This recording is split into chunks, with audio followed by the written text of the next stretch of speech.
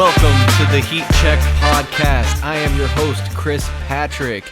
It is Sunday, August 20th, 2023, and this is episode 20 of the Heat Check Podcast. We've been going for over a year strong now, so glad to be back here. It's our August episode, of course.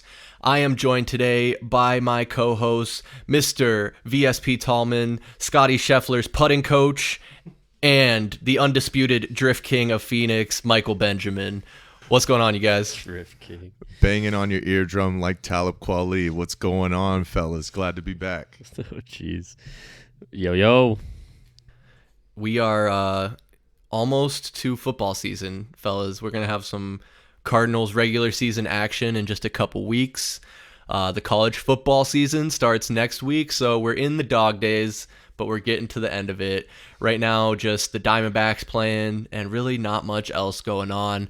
So this episode of the Heat Check Podcast, we're going to lean real heavy on talking Cardinals, the long-awaited prediction of how their season is going to go. We're going to break down game by game, let you know what we think is going to happen and our predictions on the overall record. And then we'll check in on the Dbacks, see how they're doing as they're still fighting to try and stay in the Wildcard race and make the playoffs for the first time in quite some time with this new young roster they've been working with. But fellas, before we get too far into that, Mike, I want to ask you, man, how's your summer going?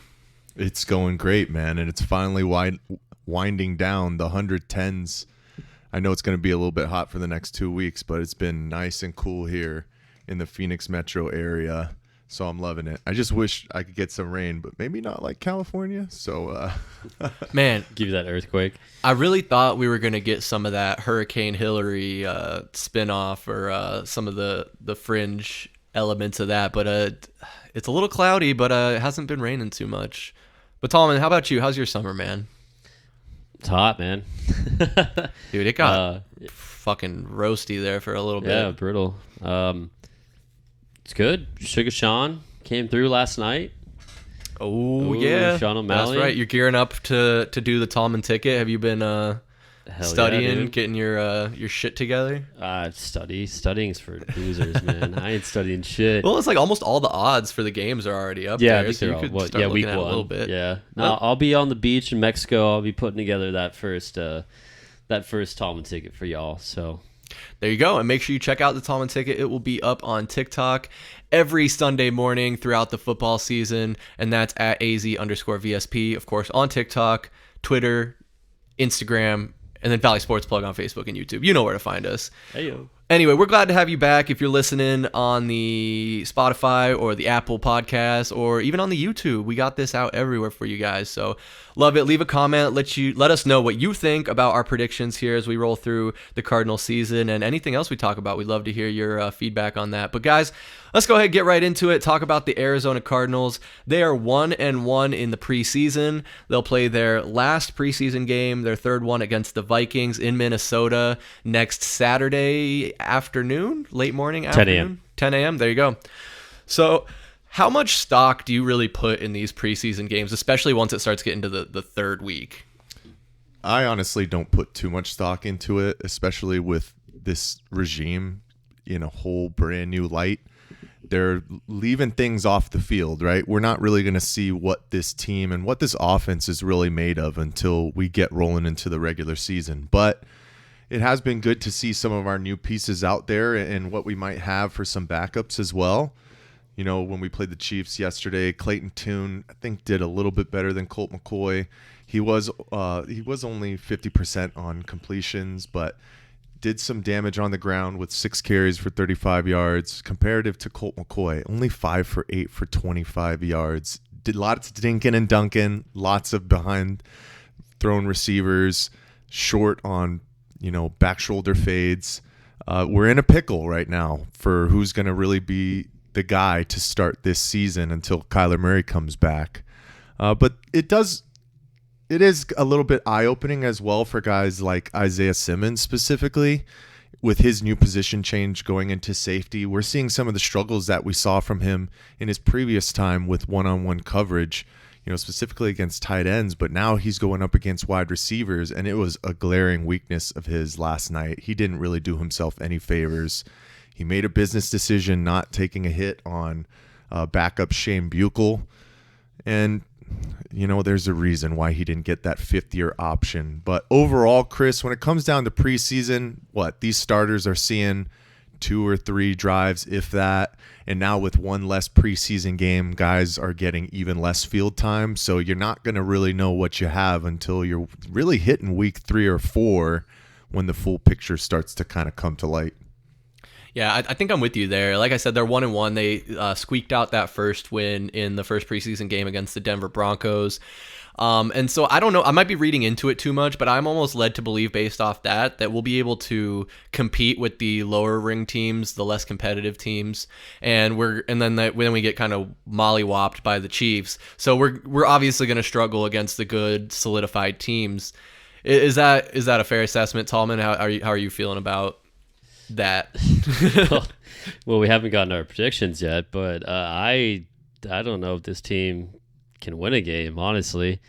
I know I'm gonna shock you guys with my prediction when it comes down to it. It's gonna be crazy, but I mean, preseason is just it's a waste of time. I mean, but maybe not for the Cardinals. It's kind of special because this team, the talent on this team is so, I'm gonna use the term lacking, that some of these guys, I mean, in the preseason, like we don't know who our starters are. Like, what's the offensive line going to look like?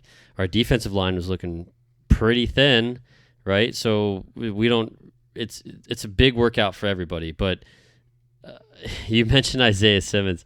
I don't know what they're doing putting him at safety, man. I was shocked. I mean, that was the worst part of his game was in pass coverage. I don't know what the fuck they're thinking. Excuse my language. I was the first one to say that. I thought they were going to switch it up. I thought they weren't going to have him doing that anymore. No, that he's listed as a safety. Oh, jeez. Yeah, and that's the worst part of his game. I don't know what they're doing, honestly.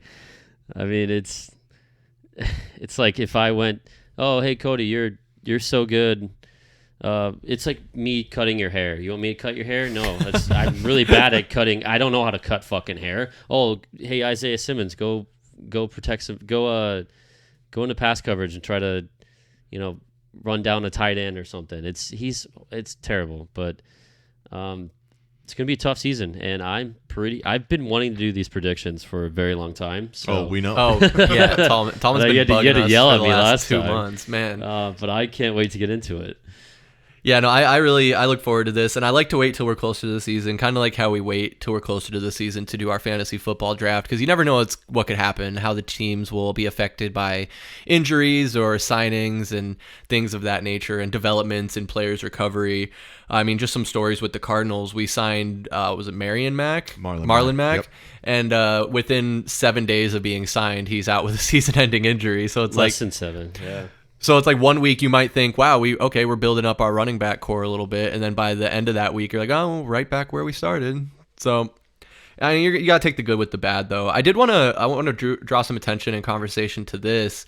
Our friend of the show, Chevin Nooney of Dynasty Rewind, tweeted out, the Cardinals need to throw Clayton Tune in the mix for the first few weeks. They know what they have in Colt McCoy, and it's not great. Why not give him a shot?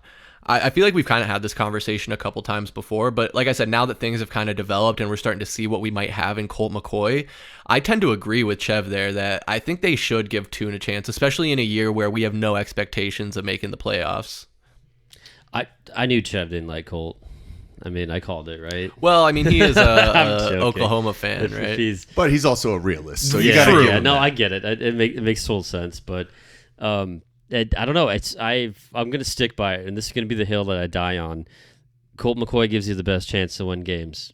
I mean, it does. He's a veteran. Yeah, they're both learning a new system, but he's been there, done that. He knows he's going to learn that system quicker than Tune, right? He's been there. He's been the guy for us. He's won those games for us last year when we needed him to. He gives you the best chance to win football games, and right now, this coaching staff, it seems like they want to win. They want to build that winning mentality, and I mean, if you roll the rookie out week 1, doesn't seem like that's what you're trying to do. I think that there's an argument to be made there. I don't disagree with you completely, but with Colt McCoy, and like I said, we've been seeing the past couple weeks, I think his arm's a little bit of a concern where he just doesn't quite have the oomph behind it like he used to. And he's definitely no Peyton Manning, but we even saw that towards the end of his career where he had the noodle arm going. The noodle arm, yeah. So it's like he can dink and dunk and manage games, sure, but is that A, going to win us games, and B, going to be best for our long-term success as a team? I'm going to hit you with a Mikeism right off the bat. Guys, he's no spring chicken. He is no spring 38 chicken. years old. I mean, it's just only a matter of time. The legs slow down, the arm weakens, and we've been seeing it within the 2 games that we've seen from Colt McCoy to start. But that can go back to your first question too, Chris. How much stock do you really put into preseason? You just can't, because if you're only going through 1 or 2 drives, you're not getting within a rhythm of a game, right? You know what? Teams normally do first 15 to 20 plays are scripted, and then you have to adjust throughout the game, and you are, switching to RPOs, or, really hammering the running attack, or just playing off of what the defense is giving you. And when you're in there the first 2 drives, those are all scripted plays, so you can't really get within it. So at the end of the day, I'm siding with Tallman. Yes, Colt McCoy gives you the best opportunity to win right now because he's been through it. He's seen it, right? But Clayton Tune, there's a lot of unknowns, but we've been able to see that he can be a difference maker with his legs, which Colt McCoy just cannot. And Clayton Tune is not scared to throw the football down the field as well. And that's a good point. With the weapons that we do have, we have a couple of smaller guys, but we got some speedsters in Hollywood Brown and Rondell Moore, and now a bigger guy who sounds like he's edging his way into the starting lineup from his performance during training camp in Michael Wilson. You got some guys who need to get the football, and Colt McCoy has just been struggling right now. It's I don't know if the age is truly catching up with him, but I'm really excited to get into the predictions here because some of these are based off of who I think is going to be starting within those first 5 to 6 weeks. And, it could really change when it comes down to who gets named the starting quarterback, which, when are we going to find that out? But it's preseason, though. So you're worried about Colt in the preseason, but what he shows in the preseason is a preview of what he's going to show in the regular season, though. Yeah, because even if he's only going 1 drive or 1 quarter, or whatever, yeah, it's still what he's going to do in the regular game. But the first game, he was like, he did pretty good in the first game. I know there was a lot of dinking and dunking, but dude, this team. Well, exactly. I don't know what you guys are expecting, but this is going to be a dink and dunk team, dude. We're going to run the football, and then it's going to be 3rd and 4, and he's going to throw a screen pass, dude. He's not going to throw the ball down the field. And then you want Clayton Tune to throw the ball down the field? Yes. Dinking and dunking is a losing recipe. Yeah, but we're not going to have... This is not going to be a vertical offense, man. I just don't... Without Kyler Murray, I don't see it happening. Even with Kyler Murray, how is it going to switch to a But at least Kyler can throw the ball, man. When it doesn't get batted down at the line of scrimmage. Well, yeah. All right, but I got to hit you with a Mikeism, Mr. Benjamin. Let's pump the brakes. We'll get to the predictions. I just want to get some foreplay out of the way here and kind of grease the wheels here on the thought process going into all this. I'm looking at the box score here from the preseason game this last weekend where we were taking on the Chiefs. We lost 38-10. Again, I don't put really any stock into the final score of these preseason games, but it is an interesting insight into what we might see. Just straight away, the first thing I notice is Clayton Tune had the most rushing yards out of any Cardinals player with 35. The next closest was Keontae Ingram, who had 28 yards on 7 carries, but he did also have the lone touchdown for the Cardinals. Is he starting to solidify himself as that RB2 behind James Conner? I think he has to, and thank God somebody is stepping up within this, running back room. On our season preview that we had with Chev, I was worried if you're thinking about taking James Conner in fantasies, if he's getting 25 carries a game, guys, I hope he makes it to midseason because that's a lot of wear and tear on a guy who's getting closer to 30 as we know it. And Keontae Ingram, he's a young guy. It's his 2nd year out of USC. He should be able to spell James Conner, maybe get 8 to 10 carries a game. I think, once again, I'm with Tallman. We're going to be run heavy because we're going to have to be.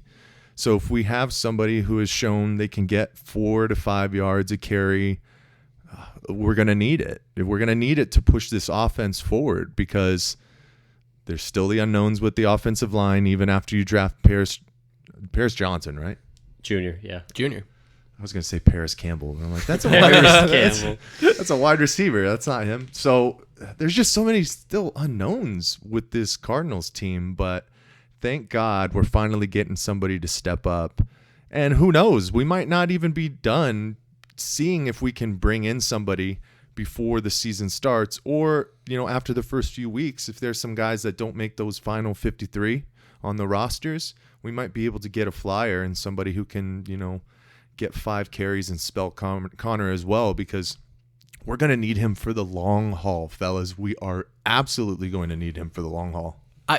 You might be right there, but I'm just wondering. I've never been fully bought in on James Conner, even with some of my Steelers ties and him coming over here the last 2 seasons. He's never rushed over 1,000 yards in a season. Never played 17 games. Never played 16 games. Only one of his 6 seasons he's played so far has he played 15 games or more, and that was in 2021, his first year with the Cardinals, where he had 15 rushing touchdowns. So I'm looking at last year's number: 13 games, 782 yards, and 7 touchdowns. Tallman, is it realistic that Ingram could be RB1 at some point in the season? No, I don't think it's realistic at all. I think Connor's got that job locked down. And I hear you. He doesn't run over 1,000 yards, but it's all about the all-purpose yards. I mean, the dude can catch the ball out of the backfield, and that's going to be crucial for this team. Even if we're going to sit here and talk about Clayton Tune starting at quarterback, what does every rookie quarterback need? They need a running back that can catch the football out of the backfield, because that is their safety net, right? James Conner is going to be whatever quarterback starting without Kyler Murray. James Conner is going to be that safety net for that quarterback. And it's all-purpose yards, man. 15 touchdowns, that's nothing to shy away from. That's incredible, man. No, and he also had 3 receiving touchdowns that season, so 18 total offensive touchdowns. Not bad. That's not bad. But that's in a bubble. Like, that's one but season. he'll get you 50 yards rushing and he'll get you 60 yards receiving. That's still a 100-yard game. No, you're right. That's not bad, right? And also he's a power back where you can push it in on the goal line. So I don't think his job's in jeopardy whatsoever. Keontae Ingram's great, but it's like, I mean, he's like that fast guy. He's a smaller dude, He's not that power back like Connor is. So I don't know. Connor's your every down back. He's a 3-down back, right? He can catch the ball and he can run the ball. So I don't know. I'm just waiting to make sure I can pick him in the fantasy draft next week. Right. Well, like I said, I think he's going to be good. He's going to get some points. Well, like I say, though, in bringing up those concerns with his availability and his ability to be injured at least at some point every single season, I think just by that logic, it's possible that Ingram could be RB1 just based off injury. So I hear what you're saying. If it comes down to if they're both healthy based off performance, you probably ride Connor throughout the whole year. But when he inevitably goes down, then our roster in the running back position is very shallow. I mean, Mike, who do you roll out then in that situation after those 2 guys? Is it Corey Clement? Is it Amani DiMarcado? Is it some other guy you just randomly scoop up once cuts have been made in the next couple weeks here? If no roster moves have been made, I'm probably going with Corey Clement, just with his tenure with the team, being around the organization and that kind of stuff. You want to give those kind of guys an opportunity. But like we say, if James Conner goes down, we're signing somebody. We have to, right? You just have to make sure there's enough bodies in the room at that point. And who knows? I mean, I think we've already come out on kind of a national stage and said that Kareem Hunt is not an option just because of the locker room headache he could create. And Jonathan Gannon and Monty Ossenfort are trying to set a precedence that we're going to do the right things in every facet, right? Not just on the football field, but how you carry yourself, how you're a teammate, how you're a person at the same time. So who knows, man? It could be one of these guys, like I said, that, doesn't make a roster, is a 3rd or 4th year guy who's kind of jumped around for a little bit and then finally finds their opportunity. But it's not going to be a world beater. It's not going to be somebody who is all of a sudden an all-pro, unfortunately. Yeah, I don't think we're going to have any guys on our team that are just like breakout surprises. But I want to see them, like I keep saying, I want them to not embarrass themselves. I want them to look organized, set up plays. And if they don't work out, if the defense gets the best of us, then at least we played I want to see us play a solid 4 quarters of football to the best of our ability. And just, with the way the roster is constructed, like I'm not susceptible to believing that they're going to be fighting in a lot of these games. And we will get to the predictions. I don't mean to keep teasing that. We're going to get there. I promise you. Just a few last couple of guys I want to talk about. And Mike, I do want to actually pick your brain a little bit on what you saw in this last preseason game. It seemed like you and I were kind of watching the highlights back together, and it was a lot of like throws behind the receiver, a couple dropped passes, and some lapses on defense. Like, what were your biggest takeaways there? I mean, first and foremost, Colt McCoy just struggling to put the ball on the money. We saw, a clear third down where he threw behind Trey McBride. That would have been right at the first down line. Yep.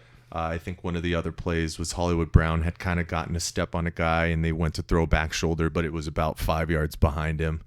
So those are kind of things that are a little bit concerning. Still not putting too much stock in it like that. And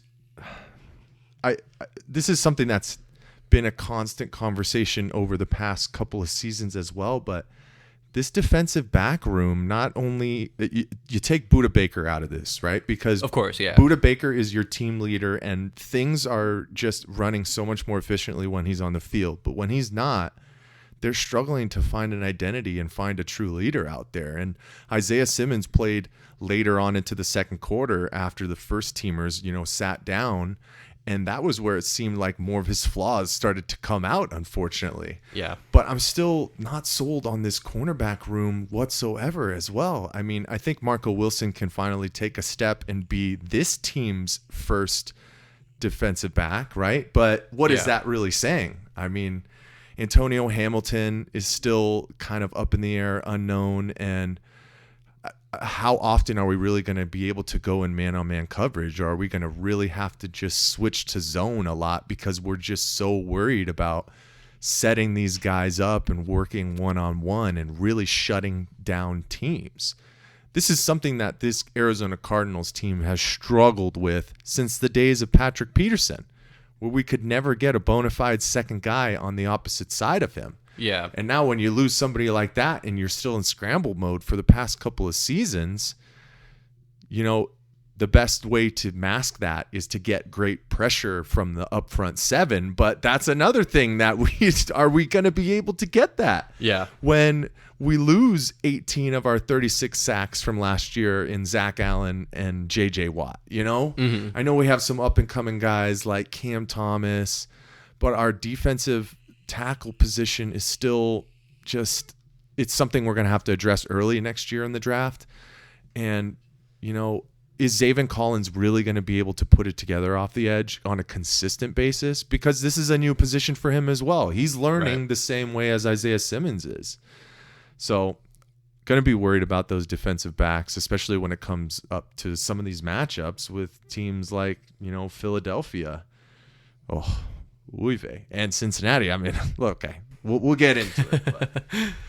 Well, exactly, though. And one of my concerns is that as the season rolls on and the tape comes out and teams are able to study what your game plan is, correct me if I'm wrong here, Tallman, but that was one of the criticisms of Gannon in his time with Philadelphia is by the time he got to the Super Bowl, they knew what he was doing. His schemes and the way his players were setting up defensively, it was so predictable that the Chiefs just ripped him apart. And granted, the final score ended up being, fairly close when it was all said and done. But there were some plays where Patrick Mahomes and Andy Reid just made that defense look silly to where Jalen Hurts and the offense had to carry him to stay in that game. I'm looking at the roster here right now, and while we're in training camp, the Cardinals have 11 cornerbacks on the roster. So they're probably going to shave that down to, 4 or 5, probably, somewhere in that ballpark? 5, yeah. 5. And, yeah, I get what you're saying, Mike, about you need the front to kind of make up for that. But a lot of what I was seeing is them not getting any pressure on the quarterback. The pocket stayed open and allowed guys to make their reads. And when they weren't there, roll out and scramble. Even guys like Blaine Gabbert and the other Buckholz guy or whatever the hell his name was, he was running over us too. It was like, so they didn't even need Patrick Mahomes. Again, it is preseason, guys, so we'll pump the brakes a little bit. But Tallman, are you sharing similar concerns as Mike and I here?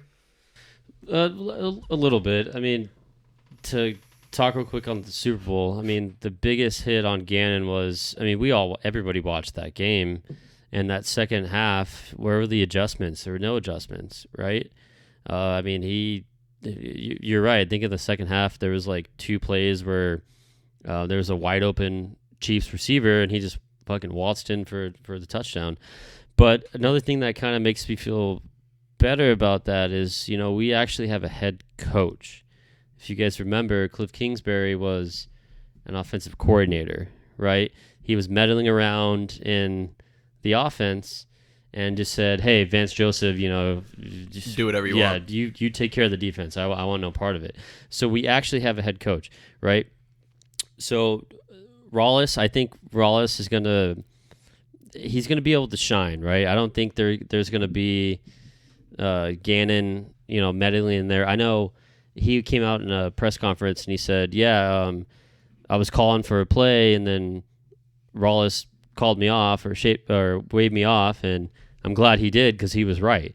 So he's going to be that CEO type coach, and he's going to let his coordinators do their job, where we didn't have that before. And finally, we have a defensive-minded coach, where last time we had a defensive-minded coach we had him for 1 year. Do you remember his name? He's suing the Cardinals now. I got this. Oh, my gosh. I can picture him. I know exactly what he looks like. He had Josh Rosen, right? Steve Wilkes. There you go. So, and then if you look back in history, dude, we haven't had a defensive coach for years until Steve Wilkes, right? Bruce Arians was what? Offensive. Yeah. Who's the guy before? We went to Wisenhunt. He was offensive. Yeah. So if you think about, we finally have a guy that's worried about the defense, and I said this before, where the part of the team that's going to surprise everybody, I think, is going to be the defense. And we need that to happen because this offense is not going anywhere until Kyler Murray gets back. And that's just the brutal truth. So, yeah, I mean, in theory, I think you're right. Like on paper, sure. But like Mike is saying, like what we're seeing, the product on the field, the defense is looking a little, not disorganized necessarily, but like a little maybe discombobulated and getting beat here and there and just maybe not being in the right positions, not making the right reads. But it is, the defense is really going to have to step up to even give us a chance. But I do like what you're saying about Gannon being a defensive-minded coach, actually being a head coach, and he has a lot of trust in his guys. Nick Rallis and Drew Petzing, he's letting them do their thing. And one of the anecdotes I really liked hearing that I thought was interesting is comparing like to Cliff Kingsbury in the preseason before the first preseason they asked Gannon if he was going to have Kyler wear the headset and call him plays, which is something that Kingsbury had him do, and Gannon was kind of like, oh, I don't know, he can if he wants to. He's like, basically like, I don't care. Yeah, I don't care. I'm not going to make him do that because he trusts Kyler Murray. He's given him a little more leash, and I think Kyler's going to respond to that. Where he's like, I'm not being treated like a kid. I'm not being like babied along and told to do homework and call plays and all these tests and stuff. Gannon's like, he's a professional. He's been here for a while. He's been in the league long enough. I trust him that if he wants to have the headset on and listen, sure. If he comes up to me and says, hey, let me call a play or two, I'm sure he would let him. I don't know. I didn't follow up on that to see if he did. I don't think he did. But another cool thing I thought, as far as like the camaraderie and building culture here, that Gannon did is he made it a rule where if you're on the sideline and if you're not going to play in that game, you're not going to be in street clothes. You're going to be wearing Cardinals gear. And most of the guys, I think at least in the first game that I saw, were wearing their jerseys. Even if they weren't wearing pads, they were still wearing their jersey on the sidelines. That says a lot to me as far as like how the culture is shifting, and it gives me reason to be optimistic. Maybe not for this season, but going forward. I mean, Mike, would you agree with that to some extent? Yeah. What's the old saying? Rome wasn't built in a day, right? Yep. It's going to take time. And as Cardinals fans, as hard as it is to hear, is we just have to have patience. And that's probably the toughest pill to swallow because how many years have we had patience, right? And things not come to fruition. But when you have so many changes from front office organization to the players on the field, to your quarterback at the start of a season, to your main defensive weapons, there's going to be some learning curves and there's going to be struggles to start, but they're putting their best foot forward and setting a precedence, which is the best you can do before you actually start playing meaningful football games. So I'm at 2 thumbs up right now with what's happening. we'll see when we get to week 4 and 5. You know, we're gonna be back, and I know Tallman's gonna be throwing chairs around for for a couple of times this season. But what is it? We just got to pump the brakes, baby. Just pump the brakes a little bit. All right, I got one last little question for you guys, and then we'll dive into our predictions here. Give the people what they want. I know I gotta build the suspense, get the drama, you know. No, my question here though, I'm gonna ask both of you, but I'll defer to Tallman here first. If there are any guys, who do you think is gonna be a breakout player this year? Someone who's gonna make maybe not a tremendous leap, but is gonna progress to where they could solidify themselves being a member of this team for a while. I mean, just looking in my brief research here, I'm looking at Greg Dortch, I'm looking at Rondale Moore and Trey McBride, and it doesn't have to be just the offense, but those are 3 guys that I could see really stepping up and excelling their careers this season. Is there anybody that jumps out to you, Tallman? It's going to be Michael Wilson. Just kidding. That's your boy. Did he even play in the last game? He did. I'm pretty sure I didn't see him on the stat sheet. Anyway, all right. I will. Well, just because he wasn't on the stat sheet. Okay, well then. He didn't get dinked and dunked to by way Colt to go. McCoy. Yeah. No, in all seriousness. Who I really think is going to really take the next step, I know you already questioned it, but I really love his new position. I think it's going to be Collins, man. I think we're going to be talking about a dude. I think he might. Okay, I'll throw it out there now. He has double-digit sacks by the end of the season. Oh, yeah. I'm really thinking that. And somebody also, I think, who's going to get a lot of playing time at the same position, the Barbarian. I think. Who is the Barbarian? Dennis Gardeck. I think Gardeck's gonna. He was a guy. Remember he played like 40 snaps and he had like 7 sacks or something. Do you remember that? I don't, but that's incredible. Dude, you kind of remember that, right? But I think those 2 guys are really, really going to surprise some people. I know our last preseason game, I mean, losing 38-10, obviously you sit here and say, wow, what did the defense do? But in that first game, when you saw the ones out there, starters versus starters, I mean, dude, Collins and Gardeck were all over Russell Wilson's ass, man. And I think we're going to see a lot of that pressure throughout the season. So I think Collins is really I think he's going to come into true form. And I think this position change was absolutely huge. I think it was great. That's a good one. Okay, Mike, same question for you. Well, obviously the number one guy who's going to surprise and just take an absolute leap forward is our kicker, Matt Prater, the 39-year-old. Oh, I'm waiting for him to come into his own. Really start making an impact in this league. The NFL's all-time leader in 50-plus field goals made. Did you know that, Tallman? I had no idea. That's crazy, isn't it? I did not know that. Okay, obviously we could put a couple of names out there from camp. What we've been hearing from a lot of guys on the team is their real infatuation with our new cornerback, Keitrell Clark. They like him a lot, man. 5'10", 177 out of Louisville. I think he was still battling some injuries, so he'll probably be back a little bit later, but we've been hearing some really good things.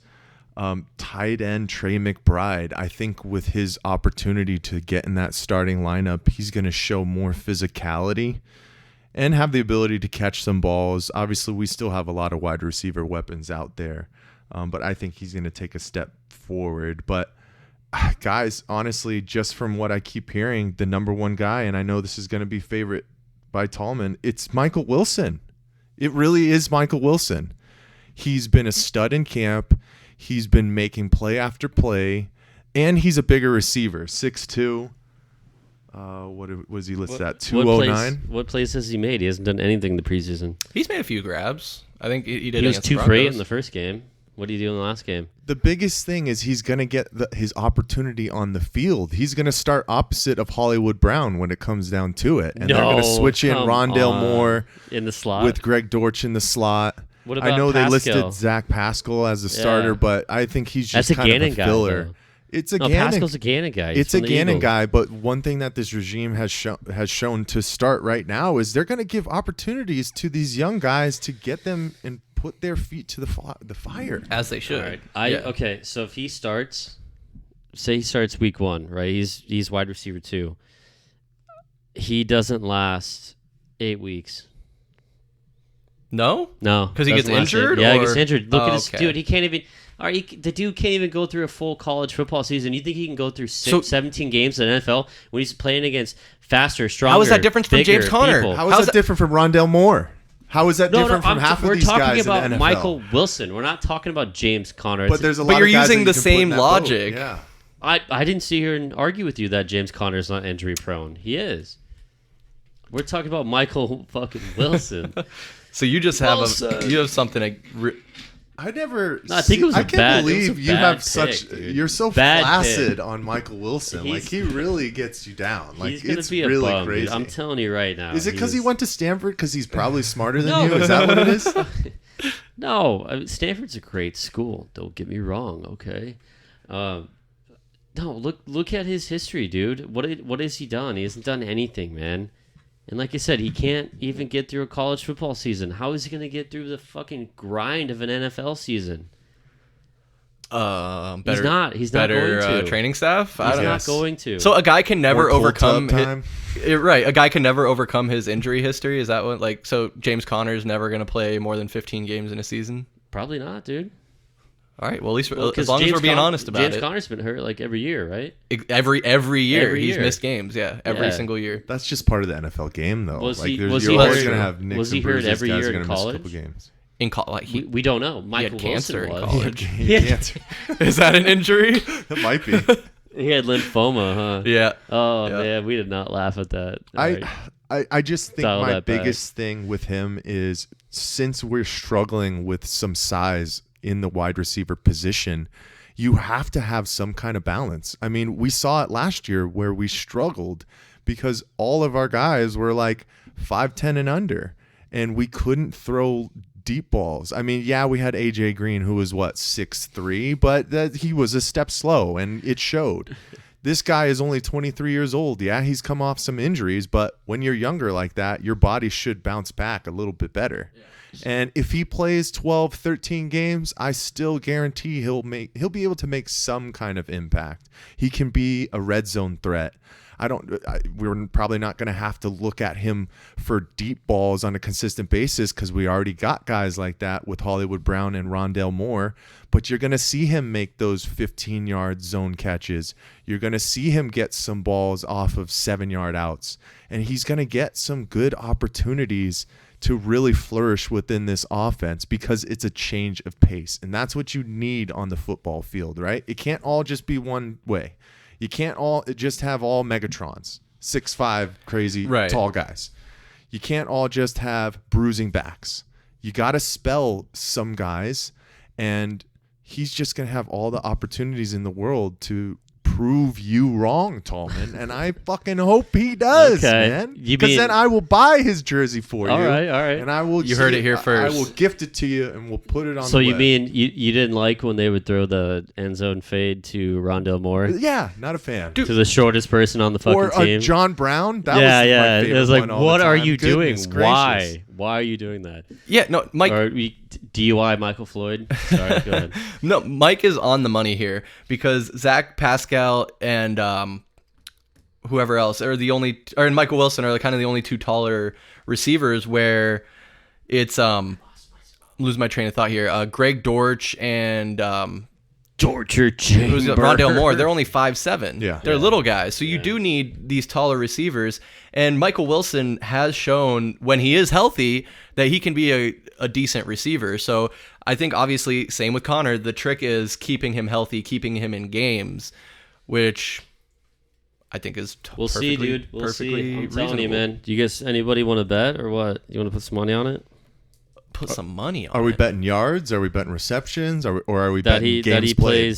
plays the whole season. Games played. All right. Oh, I'm not going to bet that. I wouldn't bet that anybody would Yeah. play the whole season ever. I would never. I don't do think that any bet. Cardinals wide player is receiver, going to play dude? 17 at games. any position. At wide receiver, In running back, any maybe. position on the football field, I would never bet that Okay, somebody then- will play a full then season. We'll keep it easy. Okay, hold on a second. All right, 12 maybe and a the half, only 12 and a half. maybe the only person I would bet that would play a full season is Josh Allen because he's a tank. But that's Oh, like That's true. that's That's true. like the only God, guy. The that- stroke session continues.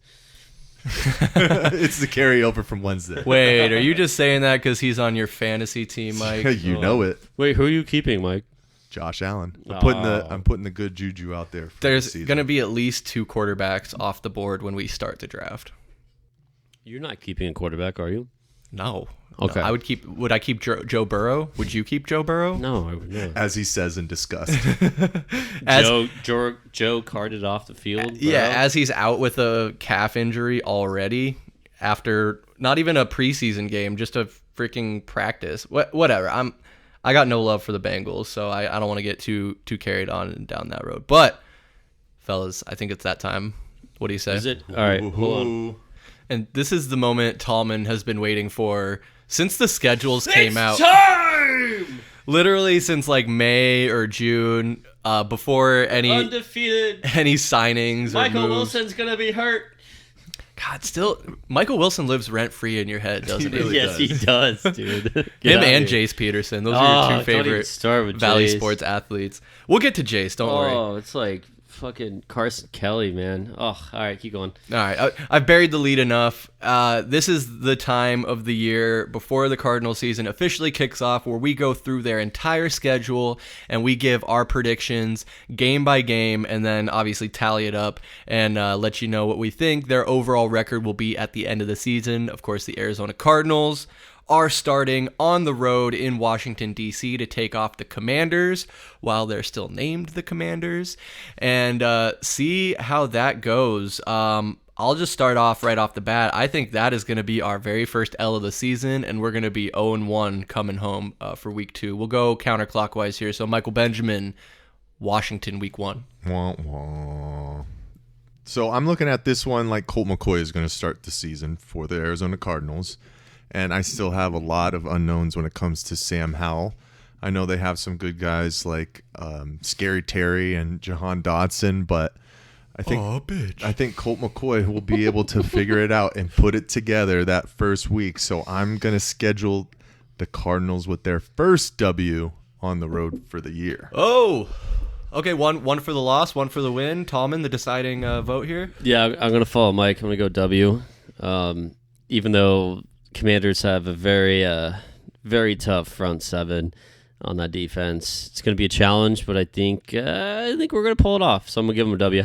All right. Well, you are against the sports books as they have Washington at -6 for this week 1. Dude, we're matchup. not favored for a single game. Damn, almost a touchdown. That's an important point to Yeah, to remind the folks there, Tom. And you were right. We are not favored to win any game. There are a couple where it's close.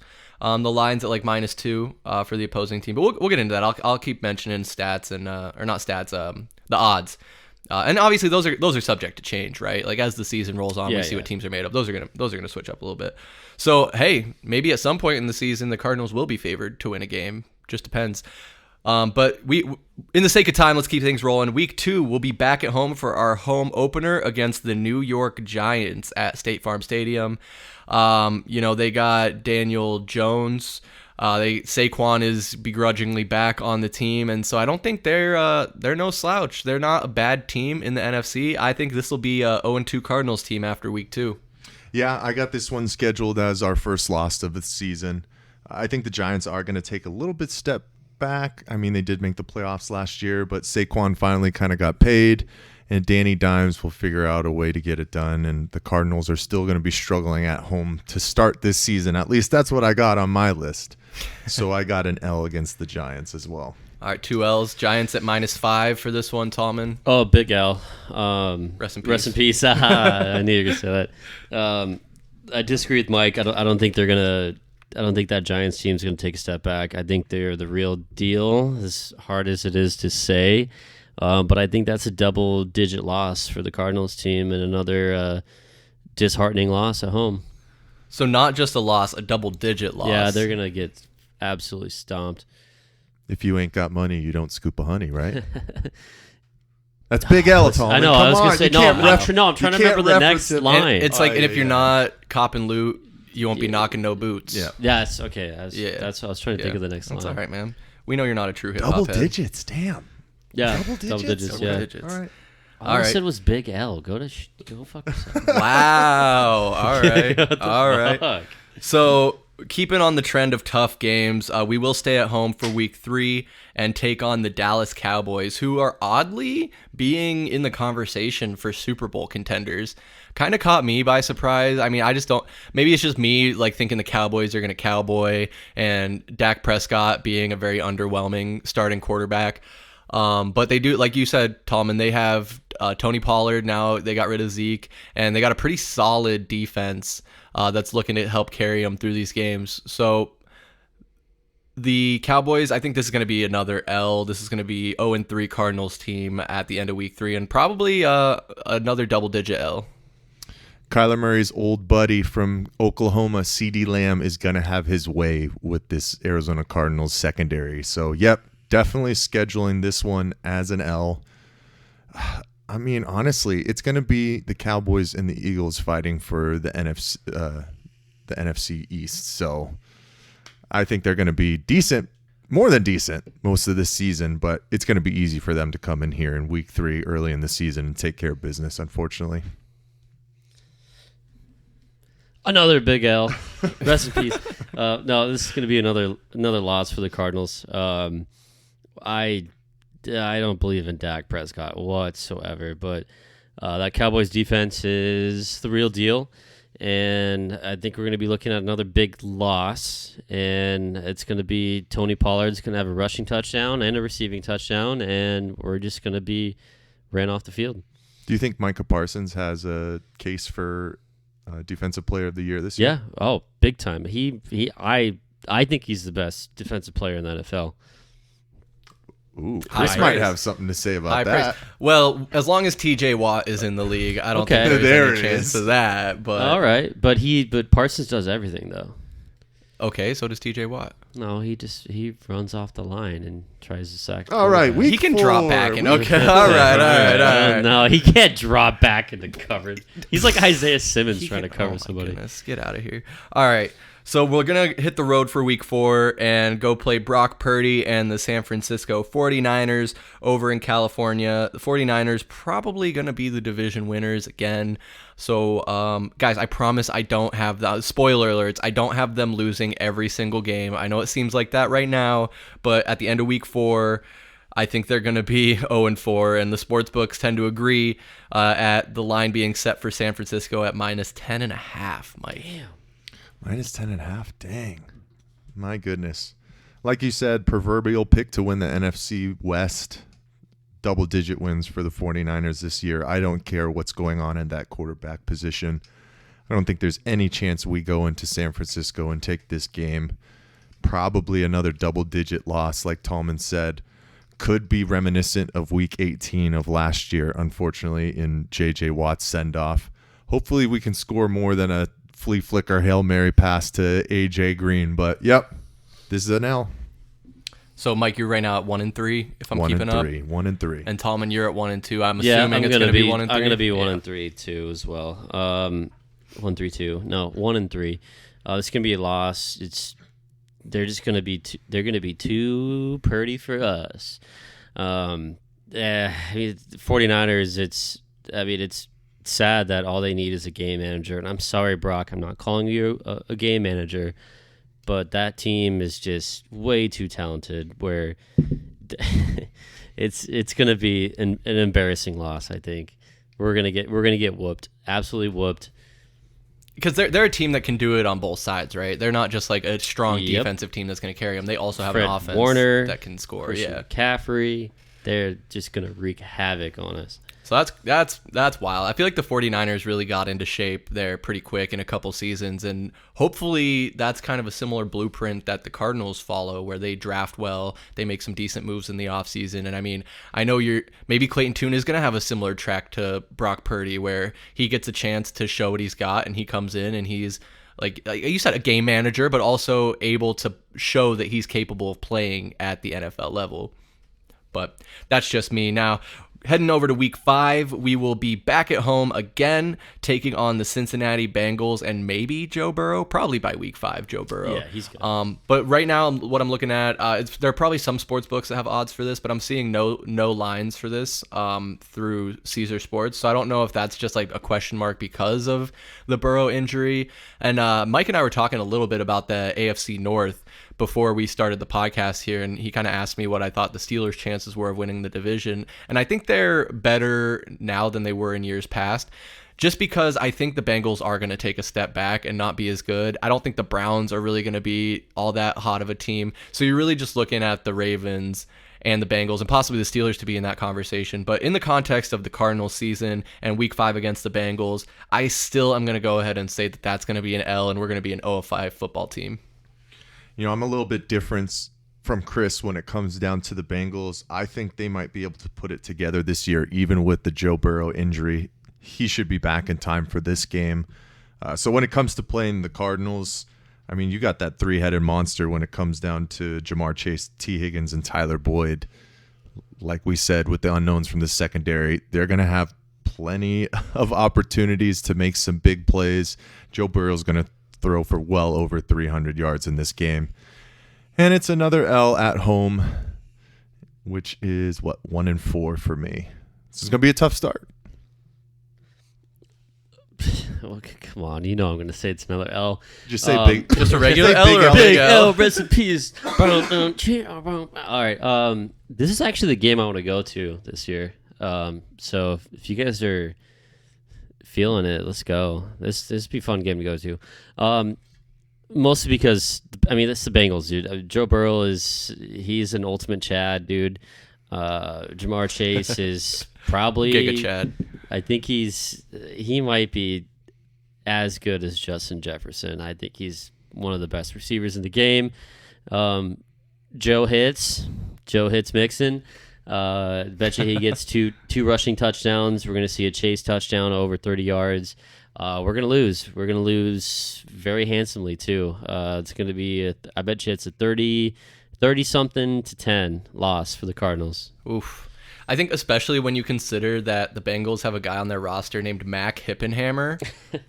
Watch out. Watch out for Mr. Hippenhammer there. Oh, man. That's incredible. Yeah, and that Bengals game is the weekend before my birthday, so if anyone wants October 4th, right? 8th. Fuck. If anyone wants to give me some tickets. Hey, it says right now tickets as low as $40 for that game. So, hey, that might be in the cards for us, Tallman. Easy money. But after that, we're all taking L's for the Bengals. We'll be on the road again for 2 games. In week 6, we're taking on the Los Angeles Rams in L.A. See what Sean McVay and Matt Stafford are doing over there. And I think that the Rams aren't quite as good as they have been in years past, and they're kind of starting to slide back. But they still have Cooper Kupp. They still have, like I said, Matt Stafford, and he's a veteran quarterback who's been around for a long time for a reason. He's a good game manager, even though he's getting up there a little bit in age. But I'm still gonna say here in LA, it's gonna be. I think it's gonna be a closer game. I don't think it's gonna be a double-digit loss, but I still think the Cardinals are gonna lose this one, and we'll be 0-6, man. Yeah, these ones are always tough when you start looking at division rivals. You know, the past couple of seasons, I'd probably say 5 years and previous, it seemed like we were always splitting with Seattle, where we would go to Seattle and win, right? And then they'd come here and we'd always find a way to lose. I think that's kind of the nature of what's going on with us against the Rams right now. So I got this one scheduled as a win. I think we're going to go to LA and get some decent momentum. I mean, obviously coming off of a 4-game losing streak, that's going to be tough, but you're going to be able to get up for a division game. And that's going to be win number 2 for the season for me. I'm going to go L. I'm just going to foreshadow here for you guys. I think we're going to go winless in the division. Through the whole season? Yes, correct. Spoilers. Yep. So I think we're going to lose this game. I don't know. I mean, you got Aaron Donald. You said Cooper Kupp. Matthew Stafford is hell of a quarterback. Better than anybody. I mean, better than who we're going to have starting at quarterback. So I think it's going to be a close game, though. I can't sit here and say every game's going to be an embarrassing loss. So I think it's going to be close. But I think the Rams will pull it out the end. Yeah, and the sports books agree with you. The Rams slated at -3.5 to win this one, so kind of along lines of what I was saying. Not a double-digit loss, but still likely, inevitably, going to be a loss for the Cardinals there. But like I said, we're going to stay on the road. We're going to head up north to Seattle and take on the Seahawks. They got, they are rebuilding a little bit. They're, I think, a little bit further along than we are. They got, who is it? It's Geno Smith? Geno Smith. Man, what a way to he's revitalized his career up there in Seattle. He had a pretty solid season last year. Is he the dude that got his jaw broken on the Jets? I think so. That sounds right. Yeah, he was on the right. Jets. Yeah. All right. I think he got punched. And all right. Anyway. Yeah. No, and you're right. No, you're good. You're good. And they got DK Metcalf. They still have Tyler Lockett, right? Yep. So their offense is pretty down pat. They always seem to put together a pretty solid defense too.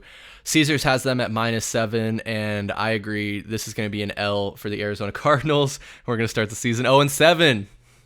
Ooh, 0-7 to start. Ooh, that doesn't sit well, does it? That stabs me right in the heart. I mean, yeah, I think the Seattle Seahawks are going to be fighting with the Niners for the division crown. They'll be a couple games back. Might come down to the last couple of weeks to see who really jockeys in front there. But Geno Smith doesn't have to be a world beater for this team to, be successful right now. They got a solid defense. I think Kenneth Walker is going to have a monster season, to be honest with you. I also like their new rookie Jackson Smith out of Ohio State. And obviously you can't count out DK Metcalf. Our favorite guy that we didn't draft. Never. What do you mean we got never live it Isabella? down. Never live it down. But yeah, this is an L. This is an easy L to schedule to go into Seattle. I don't think we're going to have a chance. And that's why Steve Keim is unemployed right now, is because he didn't draft DK Metcalf. He bought into the slander that was, I don't, maybe not slander. I couldn't find the right word there. But basically what I was going to say is in the pre-draft stuff, they were saying DK Metcalf doesn't have great hands. Obviously he's a big body and he's pretty fucking fast, but his hands weren't there. And then as soon as he hits the league, he just fucking hits the ground running. And he was able to make some pretty solid plays, including that one where it was a Cardinals player that he chased down, right? Was it Buda Baker? Baker, yeah. Yeah. Absolutely nuts. And I don't know if Baker just thought that he just had the clear shot to get all the way home, but Metcalf certainly wasn't going to let that happen. But Tallman, you said L, right, Mike? I did. You did? Okay, Yeah. Tallman, what about you? Yeah, it's a loss. Go look on your local sports book. Go bet on the Cardinals to go win this in the division. It's going to pay off. That's a bet you can make? What are the... Yeah, it is, yeah, for them to lose. Yeah. But, I mean, you guys already mentioned it. I mean, their defense is going to be great. I mean, they're back to that Legion of Boom status bullshit, as much as I hate to say it. And Pete Carroll needs to go die somewhere. I'm sorry, Pete. I didn't mean that. Does every bird team have the no-fly zone? Some Some iteration form of of it. it, probably. Yeah, probably. Who knows, man? Team's too good. Metcalf's absolute specimen. Lockett's faster than hell. This team loses. I don't think it's close. I think we lose by 14, 17 points. Wow. So just checking in with you here, Tallman. You have them at 1-6 to start the season? That is correct. My goodness. And Mike, you have them with 2-5 at this point, right? Unfortunately, that's where I'm standing at the moment, yes. Womp, womp. So I thought I would be the biggest pessimist. I didn't think I would be the biggest pessimist here. I kind of thought it would be Tallman. But so far, I'm proven to be the one. But we're going to keep on trucking here. We got week 8. We'll be back at home after those 2 road games, and we're taking on the Baltimore Ravens and Lamar Jackson. I have a special kind of hatred in my heart for the Ravens. It's kind of been bred into me through my upbringing. But I've harped on that enough, so I won't dive into that. But as again, like me and Mike were talking about the AFC North, I don't have any faith in the Ravens. I don't believe that Lamar Jackson is a elite quarterback. I think he's a good quarterback, don't get me wrong, but he's an even better running back. And I just don't know how that's going to really serve them in trying to do anything more than be an above 500 team every season. With that being said, I think the Cardinals do have a chance to be competitive in this game, but again, it's going to be a loss, man, and we're going to be 0-8 to start the season. You know, Chris, I don't know. It sounds like a little bit of bias is leaking into your thoughts when it comes down to the Ravens. I mean, Lamar Jackson, yeah, he's no game manager. He's shown that he's been able to be a transcendent offensive piece. He won an MVP. And the guy got paid finally, so he's just gonna be able to let it all go out. Hopefully, it doesn't go all out in his pants, and he'll just go back into the locker room like he did, in the past couple of seasons. But J.K. Dobbins finally healthy. Hopefully, I don't know what they really get from Odell Beckham Jr., especially a guy who hasn't played, in a while. But there's just different echelons when it comes to football teams, and the Cardinals are at the very bottom. Even if the Baltimore Ravens are middling, they're going to win this game. So this is another L for this Cardinals team. Yeah, well, and if I was so truly biased in my Ravens hatred, I would have taken the Cardinals to win. But even despite all my loathing... Your overall bias for their success is showing. But that's okay. Well, and maybe that's what you're supposed to do. Okay, fair. Exactly. But maybe that just also speaks on how little I believe in this Arizona Cardinals team also. A couple different angles there. Well, Tallman, okay, so we got Mike and I are taking L's here. Are you taking a regular L or a big L here? No, it's going to be a regular L. I disagree with your summary of the Ravens. I think they're going to be a good football team this year. Analysis? Analysis? Paralysis by analysis? The Barbarian. No. It's time. We're going to put him in the torture chamber. It's the torture chamber. It's time for us to lose this game. I think Lamar Jackson, he's a good quarterback, man. I mean, but is he a better running back? That's the funny thing about it. He's good at both things. So, and I think OBJ is going to be a very decent complement to that offense. Do you know what OBJ stands for? Your mom? One big joke. Yeah. I mean, he's going to have a similar impact like he did on the Rams, I think, at the end of that run for the Rams. But we're going to lose that team. Or we're going to lose to that team. We're going to lose that game. They're leaps and bounds ahead of us. So, loss. All right. Well, we'll roll into week 9 to close out the first half of the season and taking on the Cleveland Browns in Cleveland and the East Coast. It's going to be early November, so I don't think it's going to be snowy yet. It's going to be cooling down a little bit. But historically, the Cardinals have not done so hot on the East Coast, especially as we start getting later in the season and the weather cools down.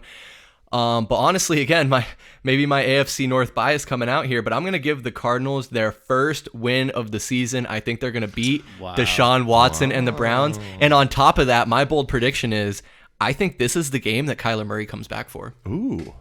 I'm putting it on wax. I like that. I mean, it should be right around this time frame, right? If you do it the right way. I know he wants to come back early, but if you're talking about long term, this really should be the time frame where Kyler Murray is coming back. But yeah, this was one that I kind of went back and forth on. Deshaun Watson finally got some film under him last season after coming back in. He's had a full off season to work with this group. I think Nick Chubb still has maybe 1 or 2 truly great seasons left. He's 27 years old. And then Amari Cooper, man, he's just still a stud. I think the Browns figure out a way to win this game at home. So another L for the Arizona Cardinals on my front. What week is it? Week 9. Week 9. Okay. First week of November. All right. I think Kyler comes back week 10. And I think in this scenario, what the fuck am I saying? What's the scenario? What's the scenario? All right. I think the Cardinals are going to have to sue Deshaun Watson. It's going to be a civil lawsuit because they're going to get rubbed down, son. Cardinals are going to lose this game. I'm with Mike. Chubb's too good. Cooper's too good. Deshaun Watson, I don't know. I mean, I think he takes a step forward this year. I think he gets closer to his Texans form. Not quite as much, but I think we're going to lose this game, and I don't trust that team on the road. I just don't know if the massage parlors are as good in Cleveland as they are in Houston. So I don't think he's going to take any step forward. But yeah, interesting. We'll have to see there. I mean, a lot of games are going to be played by then. I expect changes, injuries, what have you, will have occurred by then. So who knows what the team will be looking like. Kind of to piggyback off, though, kind of what you're saying there, Tallman, you said you think Kyler's going to come back week 10. And that's a home game against the Falcons, and we'll get our predictions there. But just real quick to pick your brain, do you think it's more likely that they would wait for a home game to bring Kyler back? You don't think it's possible they'll bring him back on the road? I don't know if they're really thinking that much into it. Would it be ideal to bring him back in a home game? Absolutely, right? I mean, he's in his backyard. I mean, it would just make sense to bring him back. But I don't know. I don't think they have that type of reservations where they're going to keep him if he's ready to go. I don't think they're going to keep him from a road game. I don't know if that's really has that much impact on that decision. But I think they're gonna ease him in, man. They're gonna ease him in.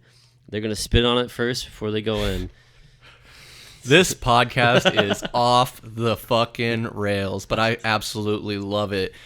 Mike, I also want to pick your brain on this a little bit because as we're talking about this, correct me if I'm wrong here, but the Cardinals have historically been better on the road than at home in the past, in the recent history. So I think that kind of brings credence to the argument of, again, I'm with you, Tallman. I don't think they're really thinking about home or away, but maybe bring him back on the road to give him a better shot at getting a win, getting some air underneath his wings. Possibly, but at the same time, I think it honestly would be more beneficial to bring him in at home, especially like say you go to Cleveland, he starts and we get drubbed. Like that'll be tough for him to come back the next week against Atlanta, because then you're going to have a lot of mixed emotions from the fans, right?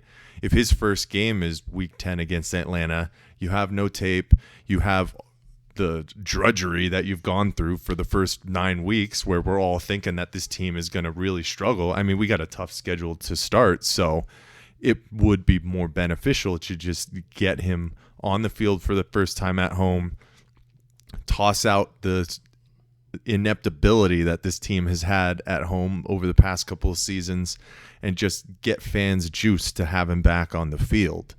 But, yep, I'm with Tallman. You're not thinking about that. You're just thinking about as soon as you could get him back on the field and get him rolling is when you're going to bring him back.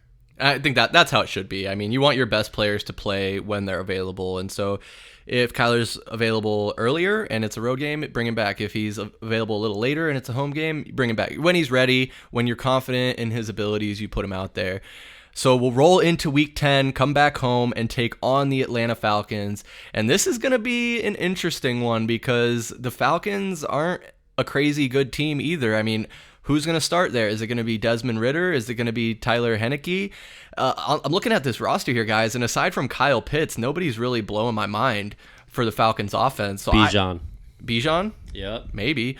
I wrote in a win here, so I think Cardinals are going to have some momentum. They're going to win 2 straight and kind of start getting as much on track as they can. I think this is where it starts. So this is where I start to become a little more optimistic in the Cardinal season, and I'm taking a win here against Atlanta. Lots of previous talk about K1, and I'm with Tallman. This is the week that Kyler Murray finally makes his appearance back. The juice is going to be flowing in the building. I don't trust Desmond Ridder as far as I could throw him. I don't trust Taylor Heineke as far as I could kick him.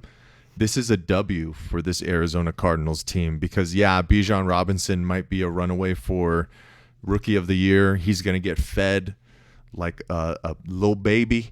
He's going to have plenty of opportunities to, see what he can do for this Atlanta Falcons offense, but with Kyler Murray coming back in the fold, he doesn't even have to have a super stellar game for this team to win because it's just going to be electric in that building. And one of the other aspects to this as well is I know we've seen a lot of opposing fans in our building over the past couple of seasons. Oh, yeah. Does Atlanta's fan base really travel that much?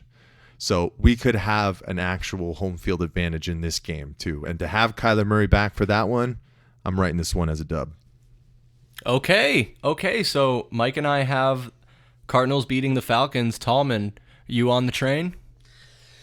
Yeah, I think it's Kyler Murray's first game back. I think we're gonna give him the W. All aboard! We're gonna give him the W. Bijan is beast, though. I think he's gonna take the fucking NFL by the storm, or he's gonna by the storm. What the fuck did I just say? He's gonna storm he's gonna be that guy. Hillary. He's going to do the things that we think that he's gonna do. But it's gonna be a big W, not a big L. Big W. Big dubs. Yeah, I think it's going to be great. I like it. Starting out the second half of the season strong with a dub against the Falcons. Cardinals, don't let us down, because in Week 11, we're going to roll out to Texas in Houston and take on the Texans. And that, for my money, will also be a W. I think we're going to continue our momentum from the previous 2 games where the offense starts to figure it out. Hopefully we have K1 back by then. We're staying healthy. James Conner's still playing, going strong. And we're going to be having a 3-game win streak at this point in the season here in the middle of November. Am I crazy, Mike? You're not crazy on your end, but it'll be a win streak on my end. We're going to win this game. And I know Tallman has talked about this a bunch. Win or lose this game, you win. Because we're talking about the potential of having both of these picks at the end of the day. So whether you win or lose, this is just the battle of the bottom feeders at this point. But, with Kyler Murray back, having his legs not completely back under him, but having, the previous week to see some film, start to figure things out a little bit more. And Houston's just too young, and they don't have very many pieces to go with them. I think we go in there and take this one. Yeah, unless C.J. Stroud just comes in and is absolutely crazy dominant. But I don't even know if he's going to be their starter, because Davis Mills was, for some people, serviceable in the last season. And now I'm looking, I don't know if they had him last season. I can't say for sure. But Case Keenum is also on this roster. So you have another guy similar to Colt McCoy who can be a game manager, who you can throw him out there and feel comfortable. But again, battle of the bottom feeders, man. You might be looking at the 2 worst teams in football at this point in the season. But I'm sorry, Mike, you said win? Got a dub. Got a dub. All right, Tallman, you on the dub train? Yeah, I think I'm on the win side. It doesn't matter what side the W goes on, but we'd like it on our side. So I'm going to go ahead and say Cardinals win that game. It's going to be an ugly one for sure. Talk about a game that would never be flexed to prime time. It's going to be horrible. They'll put it on Friday night. Yeah, they got that. Maybe they'll just cancel 11. it. It's going to be so bad. Wednesday afternoon. But yeah, I'm thinking a W. I mean, our quarterback's a lot more talented than their quarterback, so I think it's going to be W. All right, awesome. So I think I got a 3-game win streak at this point. Mike, you and Mike, a 2-game win streak rolling into Week 12, where we're going to come back home and we're going to take on the LA Rams for our second meeting of the season. And I think this is the one where we get the win. I know historically, again, we've won more games in LA against the Rams than we've won at home against the Rams. So I will say I think it's going to be a split 1-1, whether we win the first game or we win this one. But I think for the purposes of this list and going through with these predictions, with the knowledge of where the team might be at that point in time, figuring out the offense, having Kyler Murray back, fingers crossed, I think this is a dub, and we're going to look at a 4-game winning streak, guys. Could you believe that? The season is saved. Hallelujah. Praise the Lord. Chris, I'm against you on this one. This is the L that we take. I'm with you, though, that we split against the Rams. There's something. The Rams just always come here and handle business, and if Matthew Stafford can stay healthy, I know Kyler Murray will have some momentum going into this one, but Aaron Donald will wreak havoc like he normally does, and the Rams just find a way to win here in Phoenix. So this is an L for me, unfortunately.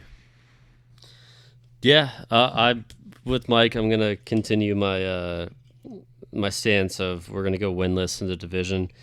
As long as Stafford's healthy, we're losing that game. I don't know. It's going to be another loss for me, dog. Yeah, and I know, and anyone listening, this is a lot of ifs, especially once we start getting later into the season. As we keep saying, things are very much so subject to change, especially as it goes to, almost entirely as it goes to player health and who's going to be healthy around that time. And Matthew Stafford is no spring chicken, Michael Benjamin, so it's very possible that we could be looking at a backup quarterback. But also, Stafford's a pretty smart player. I think he's able to get rid of balls when he needs to and keep himself in the game. And we'll have to see, though. I think are we all on the same page, though? They're going to go split with the Rams? Or, Tallman, did you have 0-2? No, I said 0-2 with the Rams? We're not going to win the division again. Hey, I'd say this. Even if Stetson Bennett is playing that game, the Rams are going to win. Oh, wow. All right. I wouldn't go that far. Yeah. There's the hot take. They will horrible pass. They will find a way. It'll be crazy, but they'll find a way, I'm telling you. There is the hot take. All right, guys, so we're going to roll into December. and Week 13, the game we were hoping to attend, but the logistics just didn't work out. And I know I'm going to watch this game wire to wire, and that is Arizona Cardinals in Pittsburgh to take on the Steelers. Kenny Pickett, TJ Watt, George Pickens. This is Patrick Peterson. This is going to be a double-digit loss for the Cardinals, and they're going to break that 4-game win streak that I have them projected to be, and they're going to lose to the Steelers in Pittsburgh because it's going to be cold, and I just don't think it's going to be. I don't think it's going to be a win. Double digits, Tallman? Can you believe that? You feel that? Okay. Oh, you said double digits? Double digits? Yeah, double, like 2 touchdowns or more. A big L, rest in peace? No. Not a big L, a massive L. Oh, massive rest in peace L? TJ Watt is going to sack Kyler Murray like 4 times in this game. If he can catch him.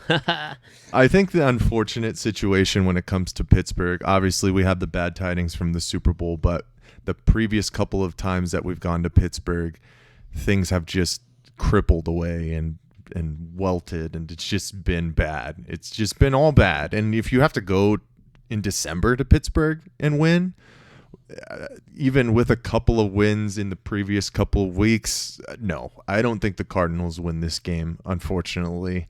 Double digits? I don't know. Maybe the closest double-digit loss, Chris, I'll give you, it'll be 10. It'll be 10, okay. It'll be 28-18. Some way we get 18 points, whatever. Still double digits. Okay, that'll be the closest. But no, I got an L on this one as well. Yeah, I'll go L. Steelers are by no means world beaters. Let's say that right now. Keep sleeping. It's gonna be a close game. I bet you in that game we're gonna see loser ass Patrick Peterson get burnt for some touchdown By Michael Wilson. Yeah. By Michael Wilson. No, Michael Partel. He's Benjamin. He's not going to be playing in that game because he's not going to be healthy. Because he can't make it that long in a season. He's capped, dude. Come on, it's a college season right there. He can't make it. But I think it's a W. I think it's gonna be close. But I think, like Chris said, on the road, cold in Pittsburgh, terrible towels fucking waving around. I think they'll find a way to beat the Cardinals. Just find a way. And Caesars has them. Are you upset about that? Yeah, a little bit. -6.5. Steelers favored in this one, and for all those reasons, I think we're all on the same page. It'll be an L. Hopefully, it's a good game though. I would like to see a good fun matchup there. Guys, let's keep it rolling here. We're gonna come back home, make the long trek back to Glendale, and we're gonna take on the 49ers. Actually, I'm sorry. First, week 14, we're actually going to have a bye week. And we're going to win that And we're going to win the bye week. We're going to get healthy. No, we're going to lose. We're going to lose the bye week. James Conner will probably have been injured for 3 weeks by then, so hopefully he'll have some time to rest up. You said the wrong name. It's Michael Wilson. He's going to be having surgery that week. Maybe it'll be both. Oh, surgery. Oh, it man. It keeps going downhill It's for worse Michael. and worse. Sorry, Michael. Not sorry.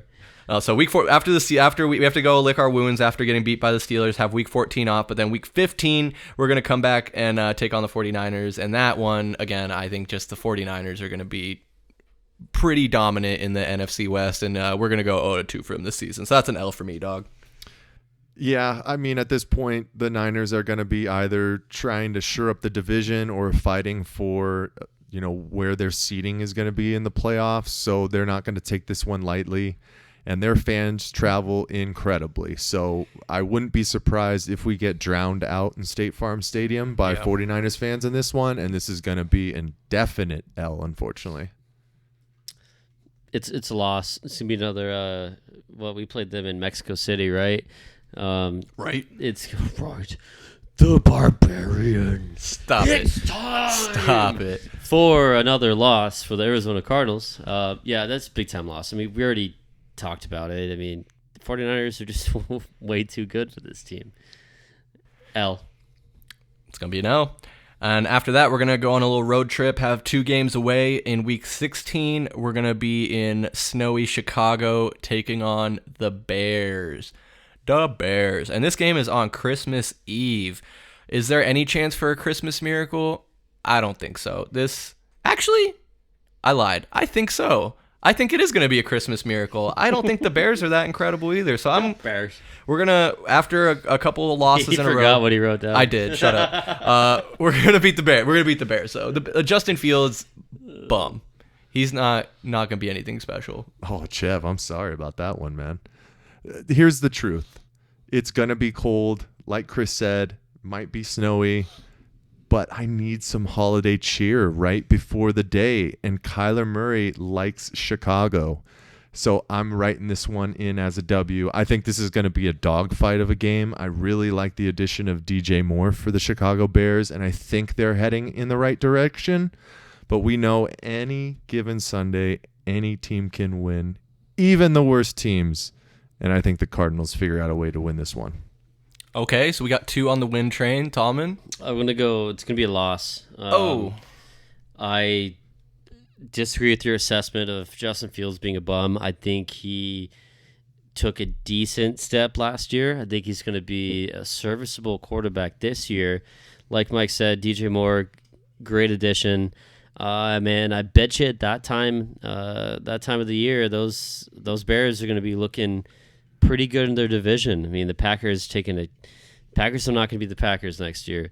The Vikings, I don't know. I don't know if I believe in the Vikings. They might be fighting to win that division. So I don't think the Cardinals are going to pull it off. I think the Cardinals get only Cole for Christmas. Loss. He's the Grinch. Tallman is the Grinch. Caesar Sportsbook -5 for the Chicago Bears. So not by a touchdown, but by a field goal and a safety, I guess. I don't know. Okay. All right. I respect that, Tallman. Another holiday game. After that, we'll stay on the road and we'll take on the Philadelphia Eagles on New Year's Eve. And again, in Philly, probably going to be a bit chilly, possibly a bit snowy. Caesars have them at -11, and I think it should be -21.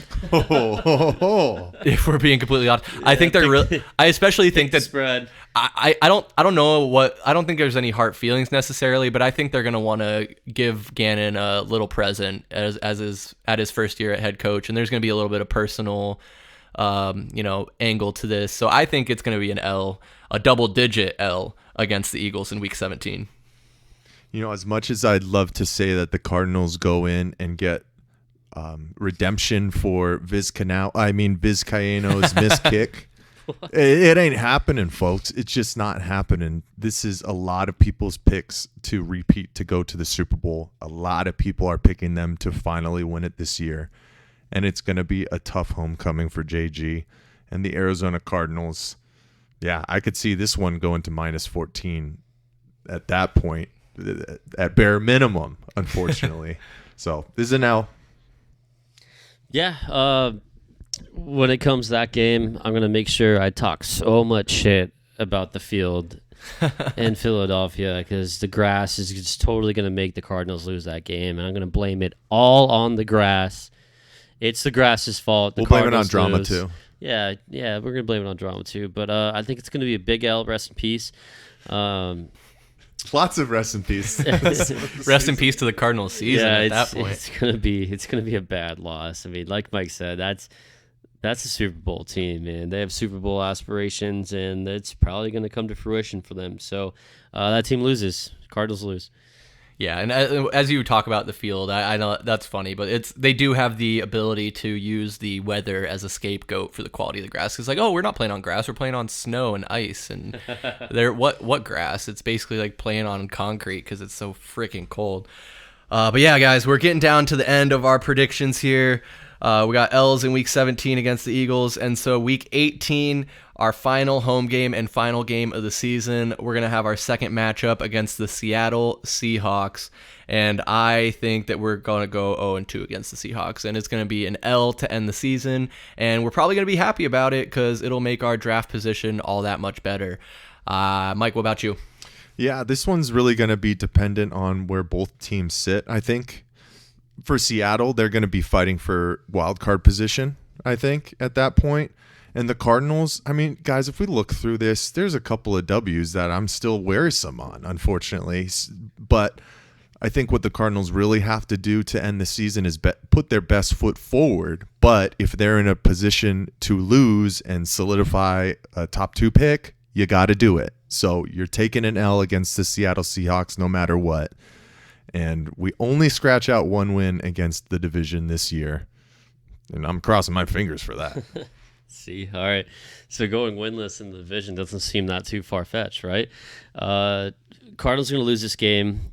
I totally with Mike. They're going to be fighting for that wild card spot. And I bet you at this point in the season, I mean, I have them winning 3 games, so Cardinals have nothing to play for. Bet you Kyler comes back, he gets beat up a bunch through whatever the last 6-game span that we talked about, and I bet you Kyler does not start this game. I bet you this is a Clayton Tune start, and we lose this game to the Seahawks. Clayton Tune start just because the season's over and not because Kyler's hurt or anything? Okay. Correct, yeah, because they're not going to run him out. Yeah. Got to protect your $500 million he doesn't play. He doesn't play. And Michael Wilson has a big game and ends up with over 800 yards and 7 touchdowns for the Michael season. Wilson's having knee replacement surgery. He's getting a robotic leg. Good Lord. Okay, so it sounds like we've dug the grave before the season's even started. For anyone keeping track at home, Tallman has their overall record at 3 wins, 15 losses, and Michael Benjamin and I taken a little bit of a different path to get there, but we predict they will be 5-12 on the season. So either way, an absolutely horrible season for the Cardinals.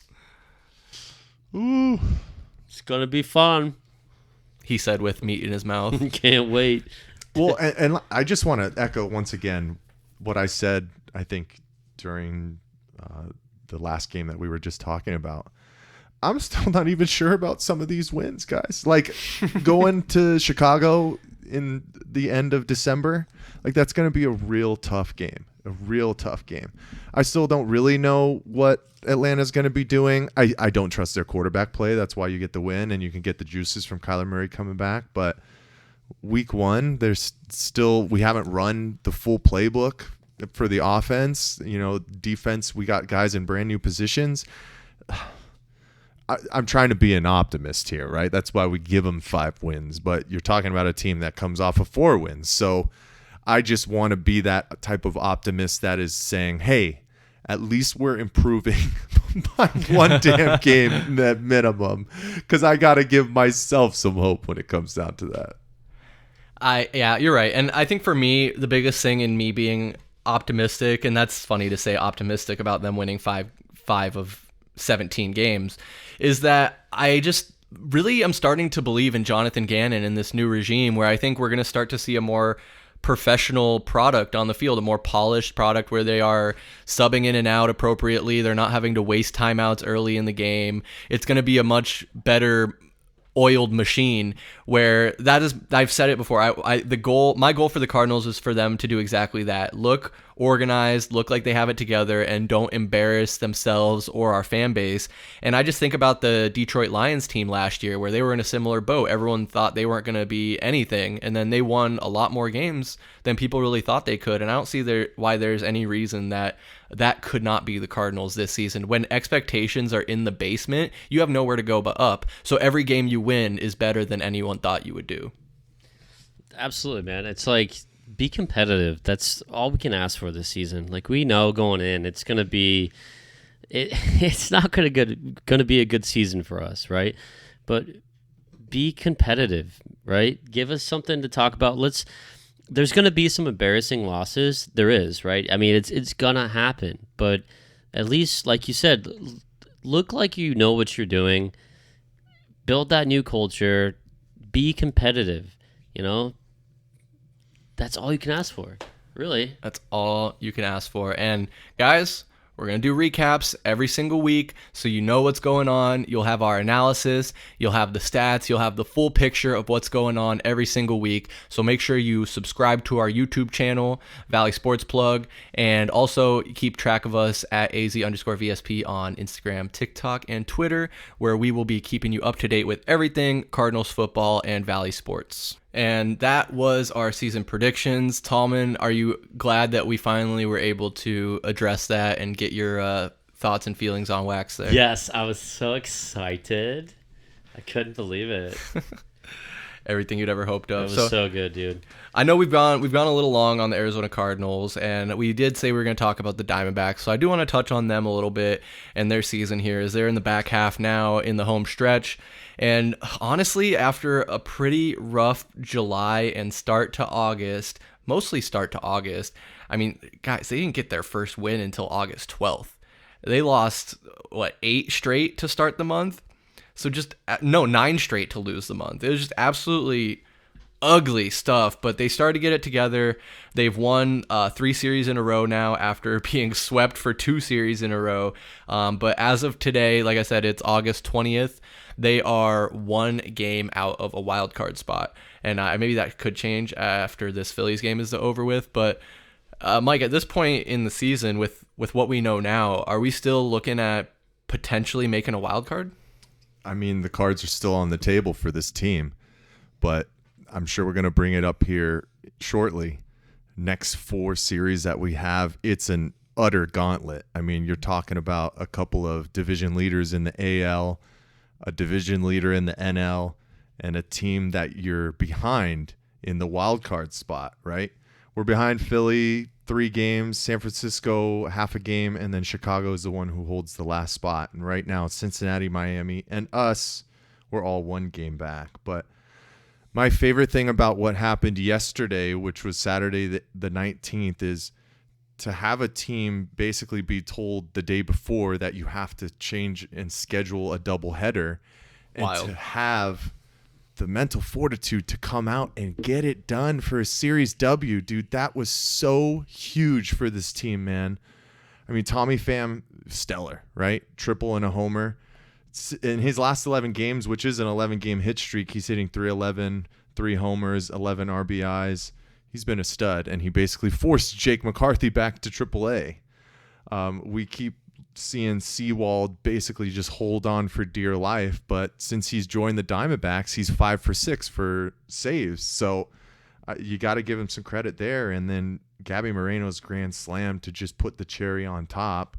And it was also nice to see Corbin Carroll start getting a little bit mojo back, going 3 for 4 in that second of the back-to-back. It gives you hope, right? But it's going to be really damn tough, man. And they're going to have to, they're bare minimum going to scratch out 2 of these series to keep themselves in the contention at the end of the day. Absolutely. And how about that second game of the doubleheader, going to the bullpen to get it done? Scott McGough got the start. He pitched 2 1/3, 0 earned runs, just 1 walk and 2 strikeouts.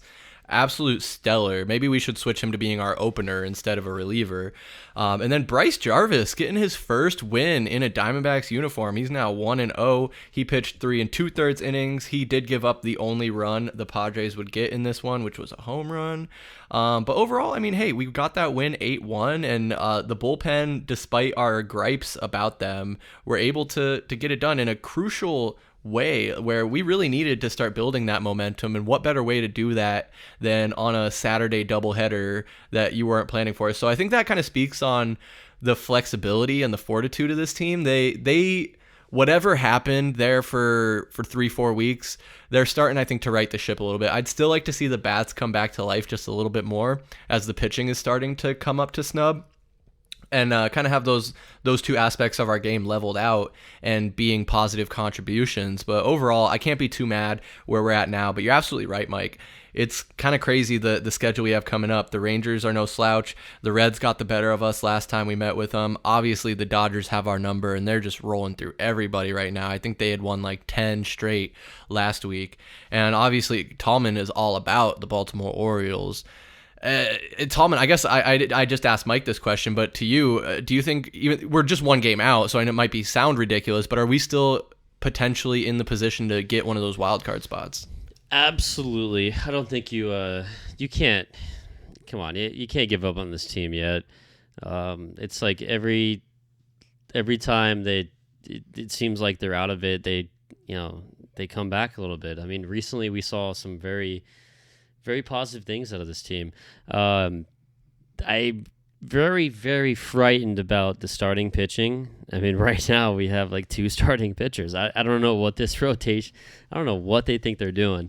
But right now this starting pitching rotation is awful, and we're going to see so many bullpen games. And how many times have we done a Dbacks recap where all we do is complain about the bullpen? So it's scary to hear the word, or the phrase, better yet, bullpen game because we don't have a strong bullpen.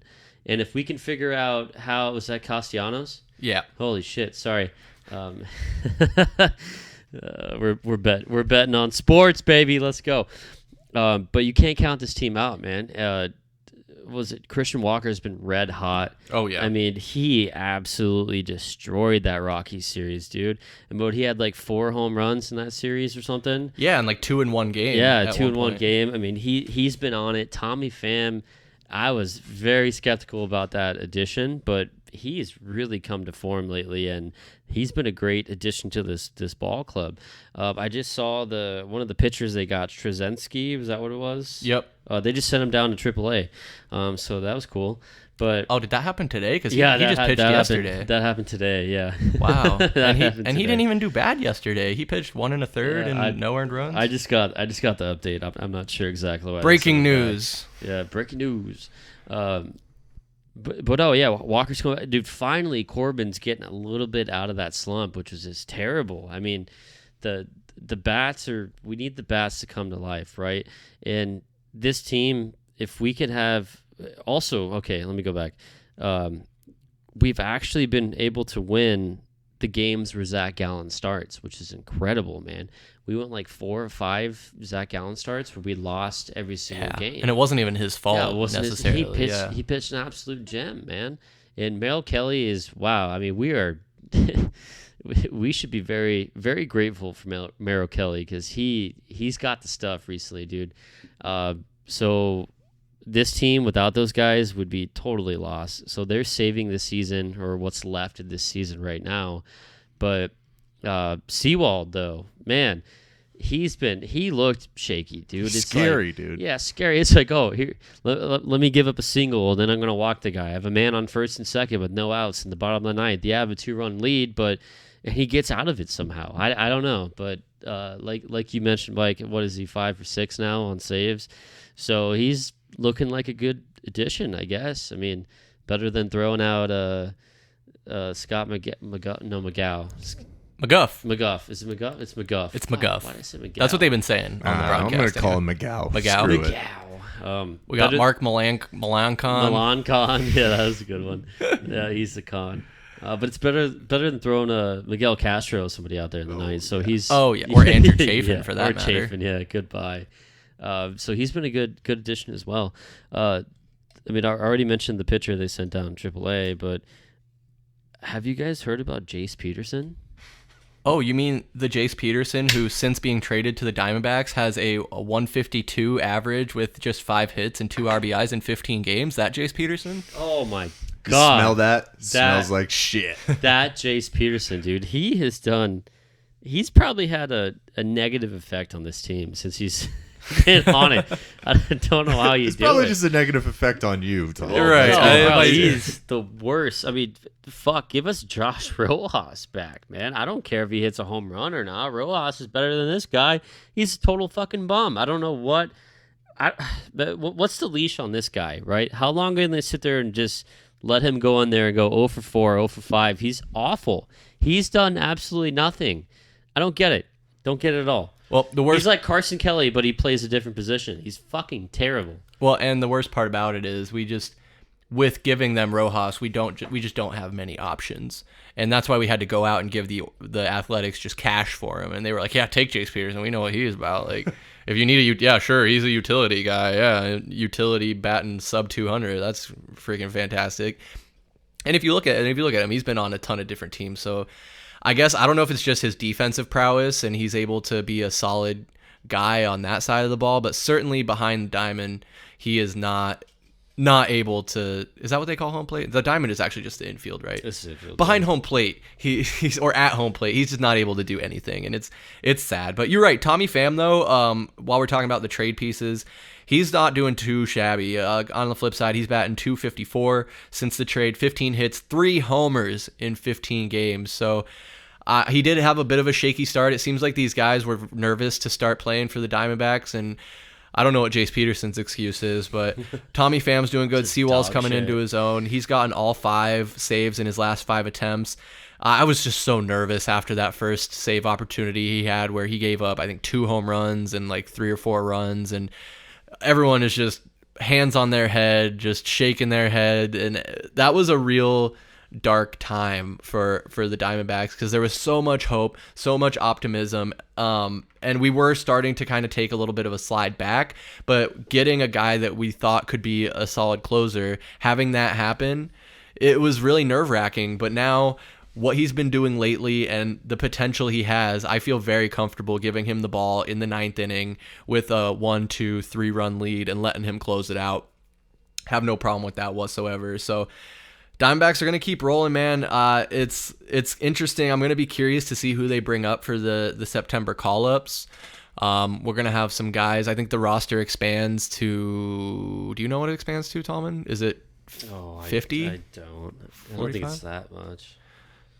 Either way, though, I do actually, one guy I do want to talk about, though, is your boy Brandon Pfaadt. You say we only have 2 pitchers in the starting rotation, but Pfaadt took a no-hitter through the 7th inning. No, you're right. Okay, I take that statement back. And I know, and we've been hard on him. We have been hard on him. He had a real... He's been getting it together, dude. He has. He had a real rough start to his MLB career, but finally starting to get it together here in his past couple starts, not too bad. I still don't think he has a win. I don't think he's been able to get a win under his belt. No, he doesn't. 0-6. But that goes back to the same problems Gallen is having, is where when the pitchers are finally starting to figure it out, the bats decide to fall asleep and not do a goddamn thing, to where we end up losing that game 0-4 once we bring in Miguel Castro, who earned all 4 of those runs for us. I mean, it's gonna be a continued story with the pitching staff. It is again 28 players. 28 players. Yeah, for a September call. They add 28 players? No. Just your roster the can roster be 28 goes to players. 28, Okay. Yeah. Gotcha. You're over here 50. Whoa. Well, no, because I think I'm confused. I'm still not 100% sure because I know it's a 40-man roster, but that some of those 40-man guys are in AAA. Yes, and it's just like guys you can send up, call down, and yeah. It's like I'm playing the show, man. Fuck. That's helped me learn the rules a lot better. He's not on their 40-man roster. Fuck that. But yeah, no, and again, not to just talk randomly about, I'm kind of bouncing all over the place, but Jordan Lawler got promoted to AAA. So he is... That's huge, yeah. It's huge, yeah, and hopefully he can find success there like he did in AA and continue his momentum and track towards the majors. And honestly, I think we could see him starting in that shortstop position over Nick Ahmed and Perdomo. I think Ahmed's out of here after this season. Ahmed's gone, and Perdomo, he's a young dude, but man, he's had some mental errors, dude, and some of his fielding errors where I don't know. I mean... He hasn't been that sharp this season.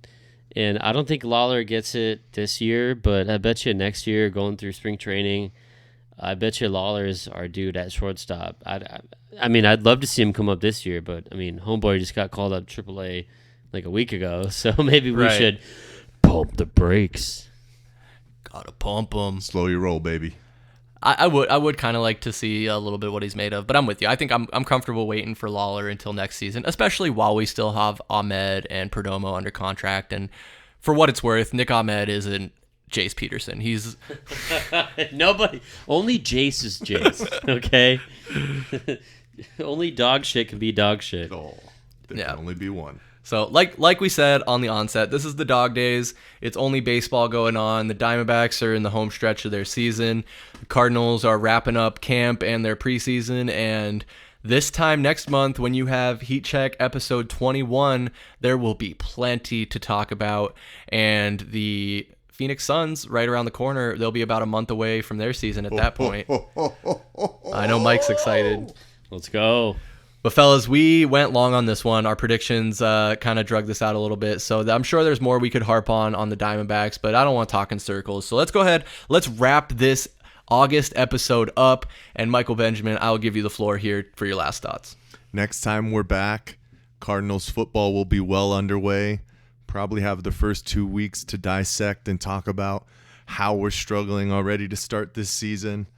We're going to be in Pittsburgh going to see the Steelers versus the Browns on Monday Night Football for Chris's bachelor party. Let's go. I'm just so hyped, man. But let's get through these next 4 series with the Dbacks and see where we're standing. Make sure you're keeping tabs on our weekly or our bi-weekly recaps And, man, as always, love y'all, appreciate y'all, and that's all I got. Hey, there you go, Tallman.